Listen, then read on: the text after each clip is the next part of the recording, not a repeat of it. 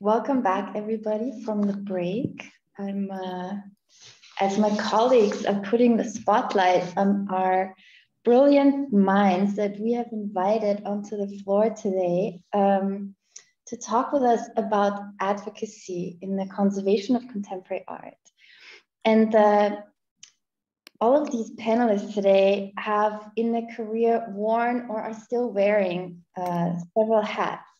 And they have worked and been influential at different places, ranging from collecting institutions, professional organizations, and educational programs. Please help me welcome our panelists. Nathalie Beschlin is Chief Conservator at the Kunstmuseum Bern and lecturer at the Academy of the Arts in Bern. She holds a doctorate from Bern University and researches, teaches, and publishes on topics such as painting techniques, the transport of fragile paintings, and the history, theory, and ethics of conservation. Caroline Bohlmann is Professor for Conservation and Restoration of Modern and Contemporary Art at the Academy of Fine Arts, Vienna. Prior to this appointment, she was Conservator of Modern and Contemporary Art at Documenta 10, the Kunstmuseum Wolfsburg, and the Hamburger Bahnhof Museum für Gegenwart, Berlin. Caroline holds a doctorate in art history on painting techniques. Jim Cardington is a conservator retired from the Museum of Modern Art, where he was the Agnes Gunn Chief Conservator. In addition to his restoration of paintings, he has published and lectured on topics including structural restoration of paintings, development of color-accurate documentation of art, and time-based media conservation. Gunnar Heidenreich is Professor for Conservation of Modern and Contemporary Art at the Cologne Institute of Conservation Sciences. From 1995 to 2009, he was head of paintings and contemporary art conservation at the Restaurierungszentrum in Düsseldorf, was a founding member of INCA and co-organizer and participant of several European research projects. Gunnar holds a PhD from the Courtauld Institute of Art in London. Welcome. I'm so happy for you all to join us here. I want to start by saying that this has been such a rich afternoon today and or morning, depending on what time zone people are listening from in. And I was inspired by the speakers who took us along with them to retrace our steps, which also helps us to track how much ground we have gained. We've also heard how topics such as sustainability have become critical to our work and our world today, and how they are shaping our dialogue within our institutions and our societies. And between Colleen's talk, who's giving literally a voice and agency to plants, and Glenn's talk, or in Glenn's talk, there was a quote that particularly resonated with me. And while it was Glenn who said it, I think he will agree with me that really the quote here is by his students. So he was saying, it's the younger generation who are not going to let this go. And we either have to jump in and make this happen, or they'll do it without us. We all come from different places with different histories and cultures. These places define our identities and the way we interact with each other and the world. And in that sense, advocacy will mean something different in the US, in Europe, an institution or the field of education. But I still would like to invite our panel today and to invite each of you from your own place of departure, of experience, to look with me at our field and the community that we are part of, and assess where we are today and where we would like to be. Nathalie, could I hand it over to you first to take stock? Yes, thank you very much, Martina, for this nice introduction and for the invitation. Of course, advocacy is really important in this context, of course. And maybe I would like to start that I of course speak for the Museum of Fine Arts in Bern here.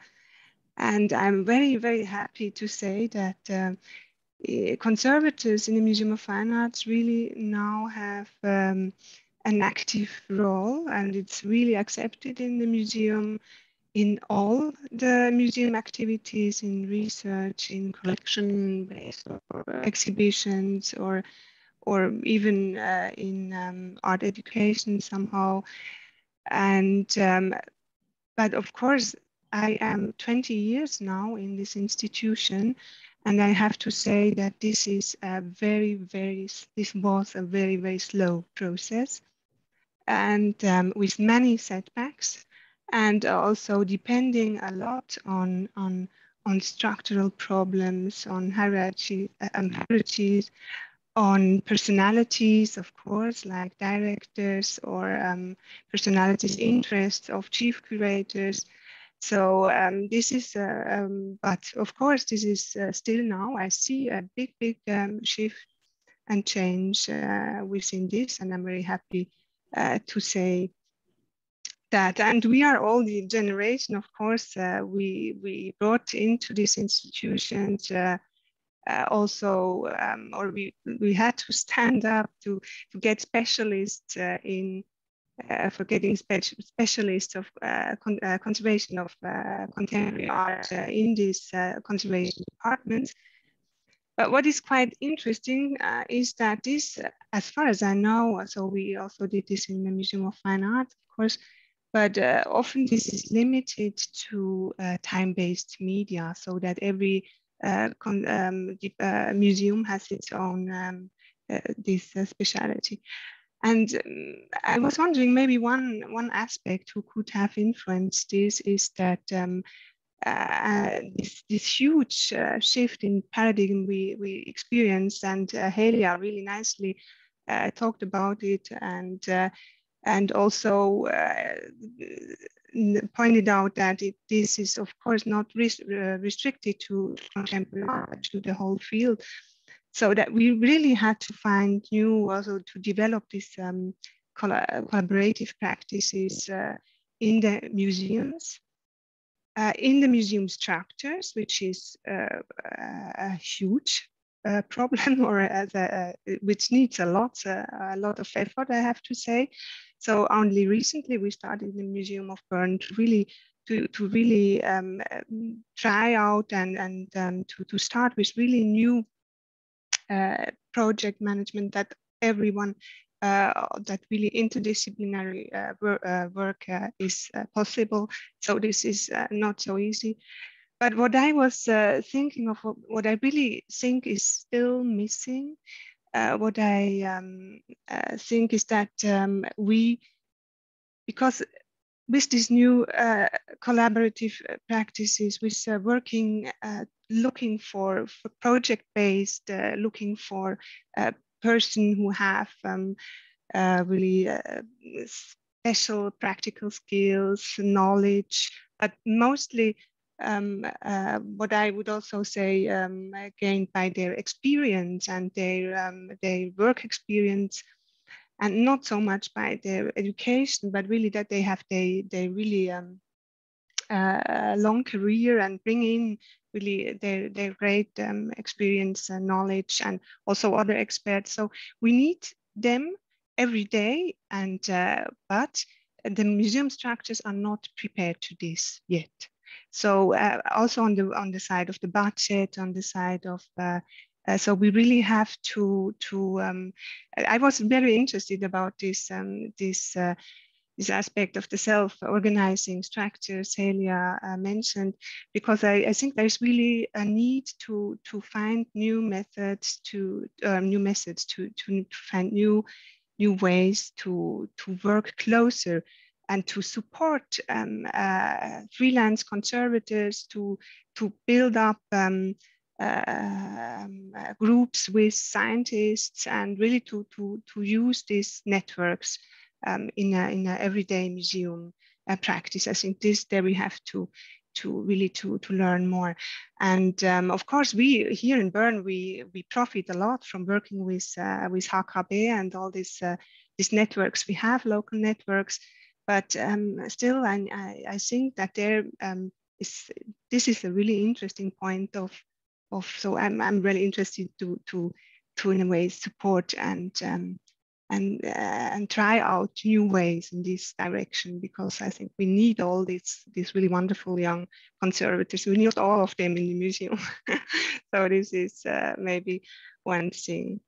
Shall I, is this from the time I can continue, but maybe we... If you have not tracked individual times, but if we can come back, how about that? Yeah, So maybe Tim, how about you? If you look at the field today, what is your assessment? Well, actually, let me take stock. Looking back, to answer your question of where we all first started and how things have changed. And I'll go back almost as far as ISBRANdt did. I'll go back almost 40 years. And at that time, when I first came to New York and was at the Metropolitan Museum, the number of people specializing in modern art, which then was defined as anything basically post, say, 1910, maybe even 1900, you could count on one hand in New York and maybe two hands across the entire country. Photography conservators, I think there might have been one. So, you know, when you assess coming from that point to where we are today, it has been, you know, an absolute skyrocket. You know, to take a term from back then, 40 years ago, if you had a modern art problem, your Rolodex had only about 4 or 5 people in it. There are hundreds of people who have expertise now that you could potentially rely on. So, you know, why is this? I think to some extent it is that there is seemingly an endless appetite on the part of the world, certainly the Western world and some of Asia, for contemporary art. And so we have simply been riding that wave to some extent.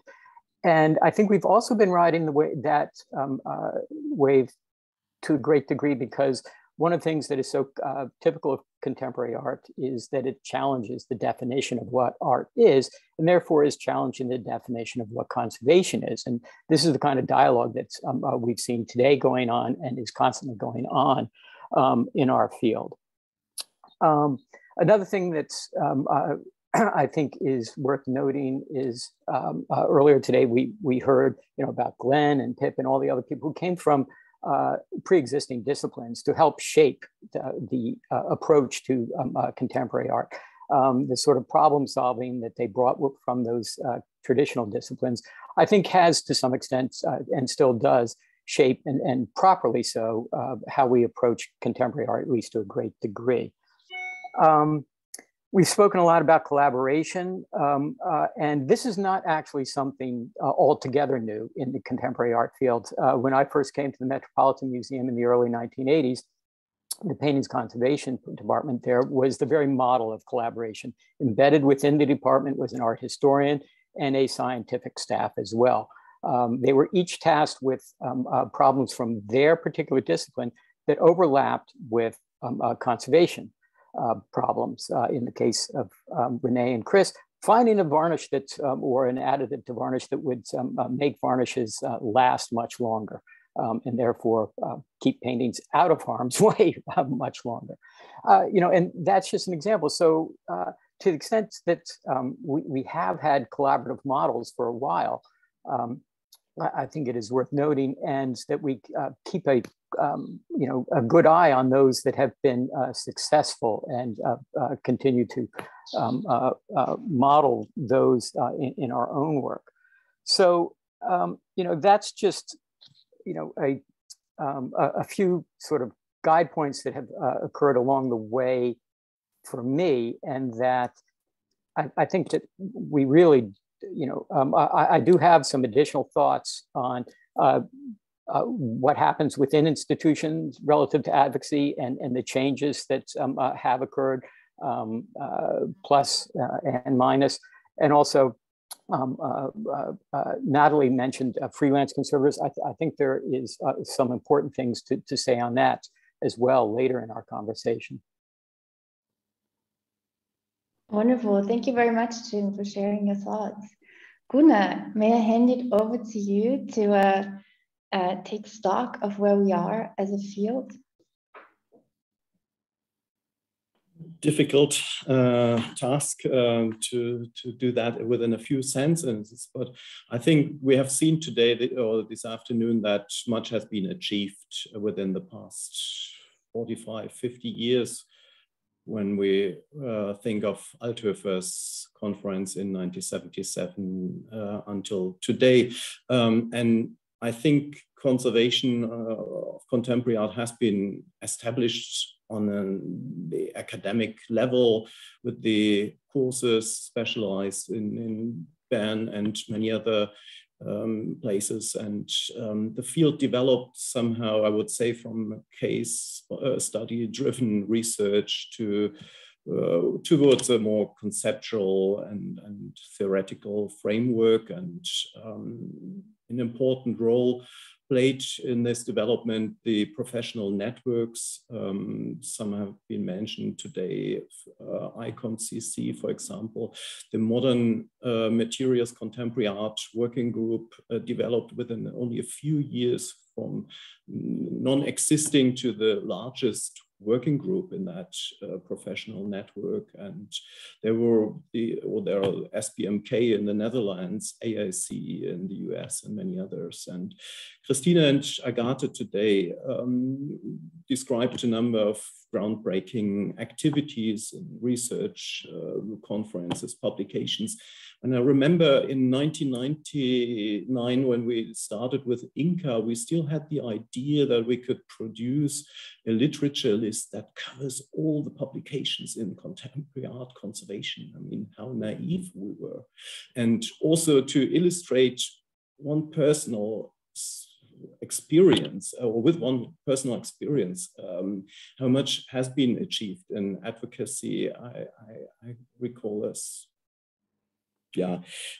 story that some 20 years ago, I submitted an abstract to an art historians conference, and I got an answer which time annoyed me, because the answer was, "We are very sorry, this is an academic conference, and this is why we cannot consider contributions from the field of conservation." And so I would think, or this illustrates how much has been achieved within the past decades, although I'm not quite sure whether this abstract was so good, but still the answer was annoying the way. So I think I hand back to you. Thank you. Thank you very much, Gunnar, for this insight. And Caroline, may I finish the round with you? How do you experience the standing of a field from your perspective? Thank you very much, Martina, and I agree with all of you. I think we have already come a long way, and I must say, especially today, I'm very, very optimistic. And but yeah, I would try to summarize a little bit for me, or I tried today. So we have marked fields, formulated new terminologies, surveyed techniques, also like Eisbrand said today, from other science like ethnography, anthropology, social science, and build networks to need new technology for answering all these various challenges. And most importantly, and so I agree also with all of you, we are aware to be well connected among ourselves, communicating and exchanging ideas. And the basic fundamentals are openness to concepts, new materials, technology, etc. And I think this openness we also communicate, in my opinion, and also to the outside and to the public. So that's my understanding of what we did the last years. And especially new media and materials in contemporary art forced us to ask questions about conservation that I want to say have always been exists. But due to the new challenge with time-based media and ephemeral materials, conceptual performative art and immaterial works, we have been forced to name our activities as conservators even more precisely. And insofar as we now also participate and realize and reconstruct and interpret, document, and above all decide. And yeah, now I come to the point which is always my subject or my topic. We inscribe ourselves much more visibly in the sense of activity and decision, but also insofar including the past and recent reception of also spaces, stories, stakeholders, audience, and public. And yeah, and now I come to my point: a competence and power that the traditional institution probably does not grant us in now, or how I realize the situation. Because how I see the situation, the hierarchy of aesthetic knowledge and subordinate material knowledge is still the usual museum practice, so far as I made the experience, which is based on the aesthetic judgment of the curators and decides whether the conservative measure affects the statement of the artwork. And I think this is only or still possible as long as we are dealing with so-called docile objects at the same time, that is with objects do not themselves reflect or demonstrate and think about their specific material condition to the same extent, just as we have to do in dealing with contemporary art.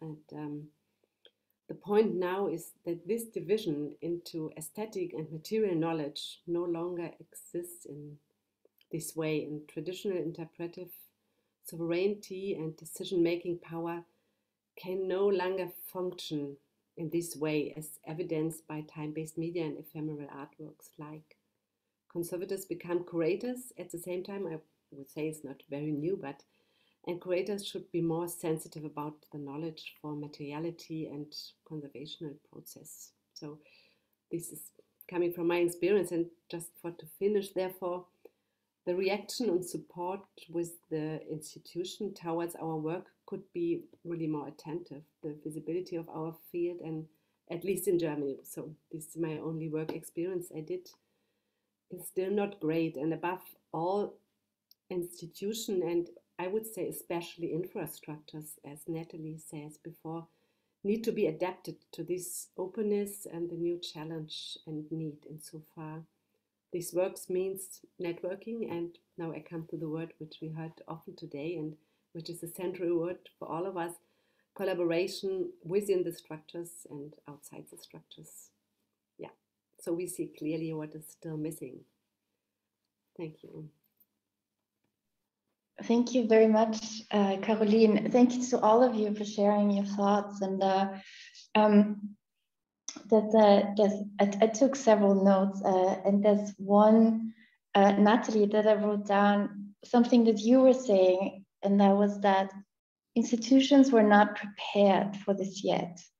I thought that was a very careful way of sort of phrasing that, and I wanted to ask you whether you could expand on that a little bit. What does that mean, and or what did you mean by that? And then maybe pivot from that. So if we're now entering the institutional realm, what are successful practices within an institution to advocate for ourselves? Yeah, so the first question, I mentioned maybe this. So I repeat that I speak for the Museum of Fine Arts in Bern, but still these categories you say, for paintings, more. So this is that the collections, also the departments. They are quite stiff structures and not so easy to to really open them and to really work. It's really it has a lot to do with personalities and with openness and so on, really with lifelong, always again trying and charm offensives and really like often on every side you can to try to work together. So the structures themselves, they still exist even in the Museum of Fine Arts, and we try to build around these kind of structures new possibilities to work together. So it's a kind of a way which I don't probably will finally then also at the end maybe influence the structures themselves, but it's more this way that we proceed. And what I think the second question was what helps to in a way to present ourselves and the visibility of our work. So as I said, I think for me, my personal experience is very important that you have never to wait until someone asks for it, for the information you could provide. You just have to always to even if the curators or persons are not interested in conservation at all. I had so many really nice also collaborations with people I really know they are not interested in our subjects, but they in a way try to bring respect and in a way to find ways to really kind of in a maybe a little bit stubborn way bring in our knowledge and try again and again, and also to lose somehow a little bit our sometimes maybe a little bit fundamentalistic way or attitude, which is and to be really open also to the ideas and interests of the curators. So I think this, for you personally spoken, this is really a way how we can kind of open these structures and find ways to work together. And what I really would like is to try to use these strategies also outside the museum, also because such an important aspect is the budget. How do we finance if we would like to really open our conservation department and the museum and the projects we are gaining for more and in a more reliable way for freelance conservators with all their wonderful experience, and to really open this had a little bit still stiff conservation department for all this knowledge which is around, be it conservators, be it other specialists, of course. So this is, did I answer? No, it was perfect. Okay. I actually wrote down charm them with information as one way. I think that works well. What do other panelists, what do other people think about or success stories that they have experienced that you have experienced in your own personal experience working at an institution? Could I jump in here, Martina? I think my experience at the Museum of Modern Art in some ways was specific to MoMA, but I think much of it is generalizable to any other institution, certainly any other collecting institution. And I would start with, advocacy within the museum. What we need to find, each of us within our institution, are the resources to do the job, and the resources to do the job on these emerging, very complex works of art. And within any institution, there is competition for the resources. That's plain and simple. Everybody needs more for the job that they're doing within our own institutions. So how do you make the case that your demand for resources is greater than anybody else's? And I think that time-based media and installation art comes with a built-in advantage around that argument. And that is its complexity requires multiple people in the museum, multiple skills to address and just bring into the collection, acquire the information to bring it into the collection. So already you have a broader cross-section of the institution working on the single work of art, those works of art. And so I think it's much easier to build the alliance across these departments within an institution. And so as you do so, it will become, you can make it, it won't necessarily become evident, but you can make it evident that this is a sort of institution-wide or has real breadth across the institution. So how do you make that work? And again, this is what we did at MoMA, and I think that it is true, can be true elsewhere. Certainly the development of a time-based media working group has been, was not new to MoMA, but Glenn was certainly one of the first to develop this in his time at MoMA. But it organically springs up at many other institutions, I've noticed. And that time-based media group is very much built, has members from across the institution. So you're already enfranchising, getting people interested in the conservation problems of these complex works. And so when it comes time to make the request for resources, you have other people who need the same resources that you do. And I think it's a stronger case. You've got registrars, curators, information technology, depending on the complexity of your museum, also saying, yeah, this is a problem that we don't have the answer to, but that we collaborate on potentially get the answer to. So then again, specifically, how do you do that? I found the best way to begin that is with small pilot projects. Just choose, one or two very digestible things that will include people across the institution, and set out modest but achievable goals and see how that works and learn from that. And by the end of that, you can then start to make the case for greater resources and longer term commitment on the part of the institution to the resources that you need. So again, that was my experience at MoMA, but I very much believe that it is transferable, no matter the nature of your institution or the size of your institution.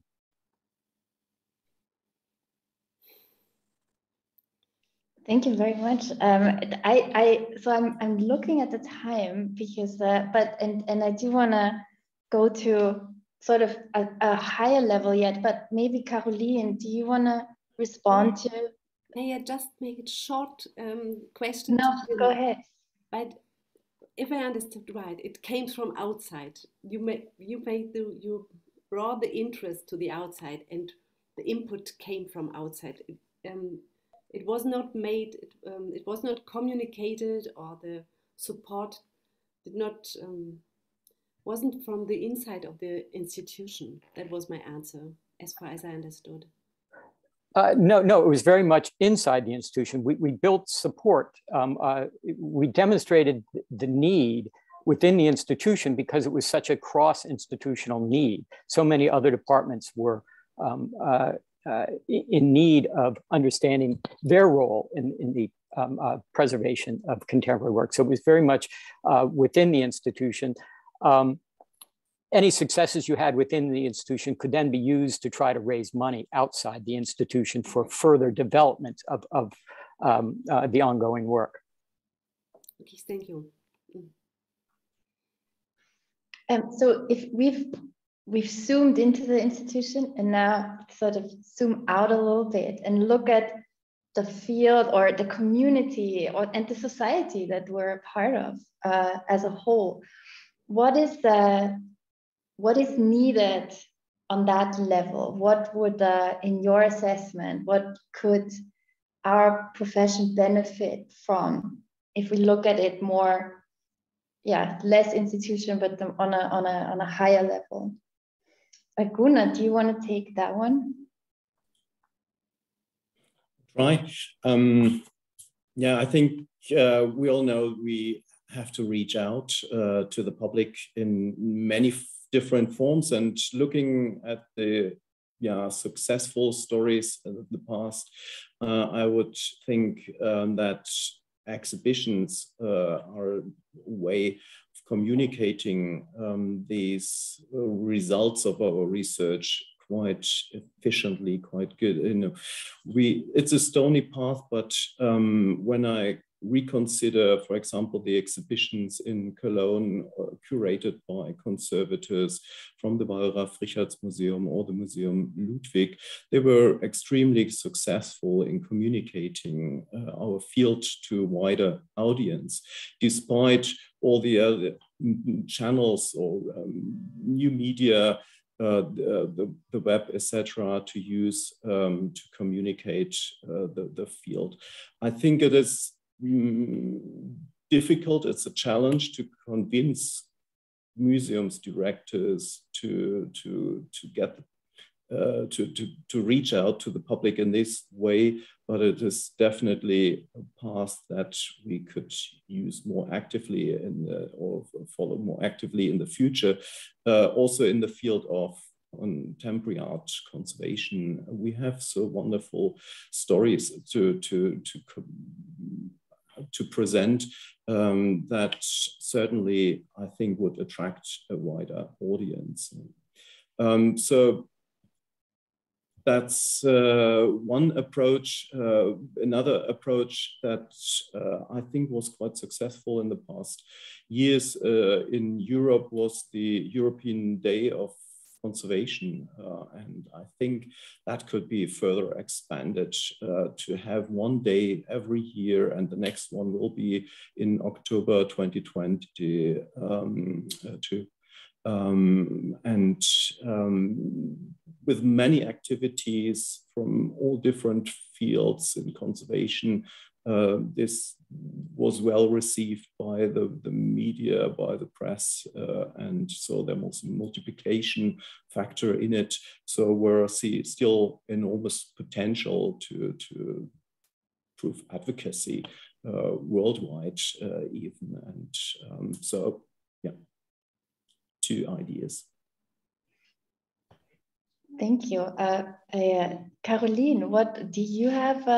Do you have any suggestions or ideas, or what do you feel like is needed to have this outreach to sort of improve our standing of the field on that level, or successful ways of doing that outreach?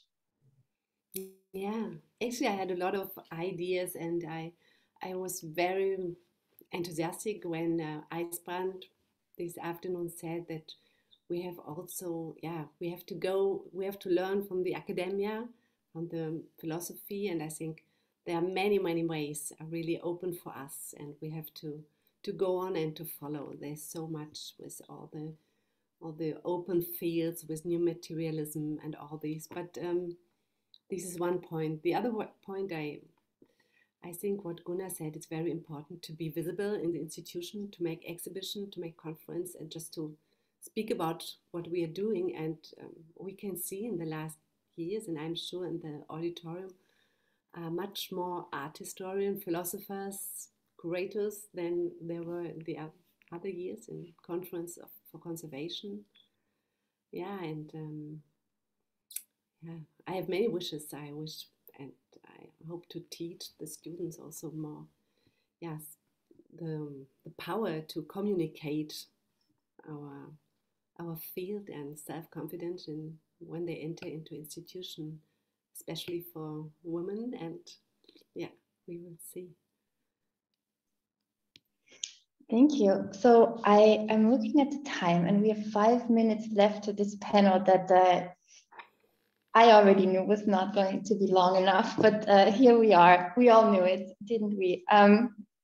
So with Caroline mentioning the sort of what she wants to sort of convey to her students, what is it that you would want to say out loud if you have the ear of emerging conservators in this conference? What would you want to tell them? Or maybe the other way around, what is it that you are most inspired by hearing these new voices that we've heard today, that we've heard at other conferences? Yeah, what are you most inspired by? What would you tell, what would you advise emerging conservatives?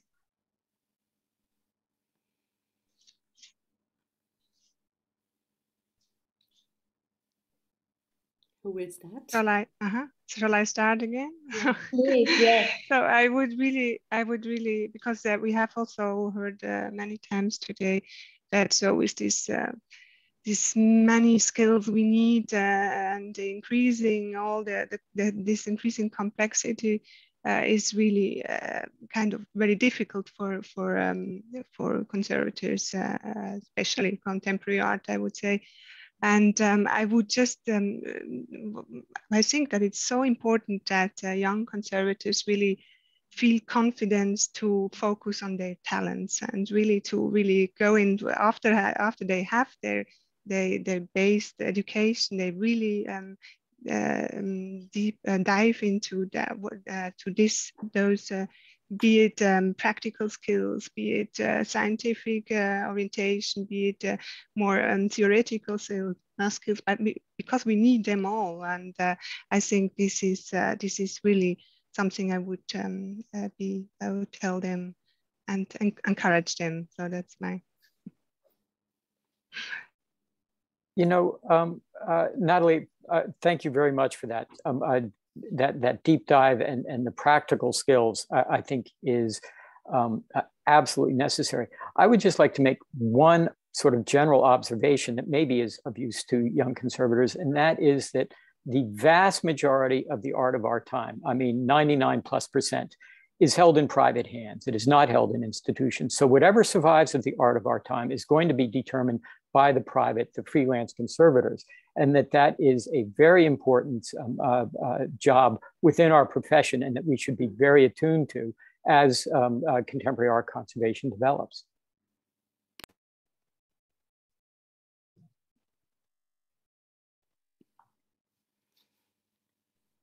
Caroline, Gunnar, do you have something to tell young conservatives, or is there something that you're very inspired by that you've heard from the other side, sort of as Glenn's quote showed us?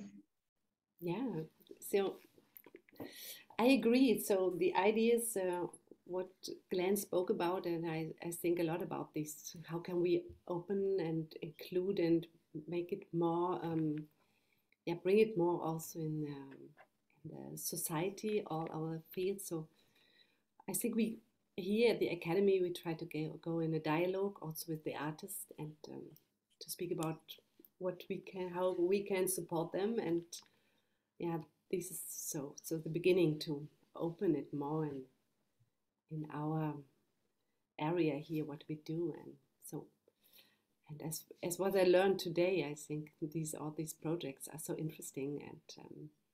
And my advice would be, to be very open and to communicate the topics and to learn by them and to be inspired by them. And I hope to inspire the students and the young conservators. And Gunnar, the floor is yours. Yeah, I can only agree. My suggestion would be aim at a high quality of your work and reach out to make your important work visible and share your research within the community, but also leave the conservation community. So try to reach out to art history conferences, form new collaborations with artists, manufacturers, etc. I think what is most important for me is that we need to demonstrate the social benefit of what we are doing and what is the impact of cultural heritage on social benefit. Our activities have the potential to bring about meaningful change. That's something what we have to bear in mind and to express, to consider in different ways. Thank you very much. I will borrow this line as sort of a final statement, and that is lead the field. If we tell young conservatives lead the field, and you're pushing us into uncomfortable areas, you're pushing us to look into the mirror, and I think you're gonna make us all better for it, and gonna make the field better for it. Somebody else has arrived here. I joined.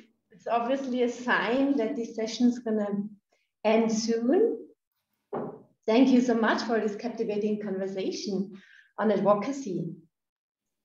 There were many things I took note of, but are we coming to an end? Should I continue with the end notes directly? Yes. Yeah. Okay. Yeah, sadly we have reached the end of our first day. And thank you to all speakers, panelists, and moderators. And for those who are on the panel, for those who are panelists today, if you would like, we would invite you now to open all your videos. So everybody who talked today would be visible for the end notes, in case you like that. Thank you. Thanks for joining.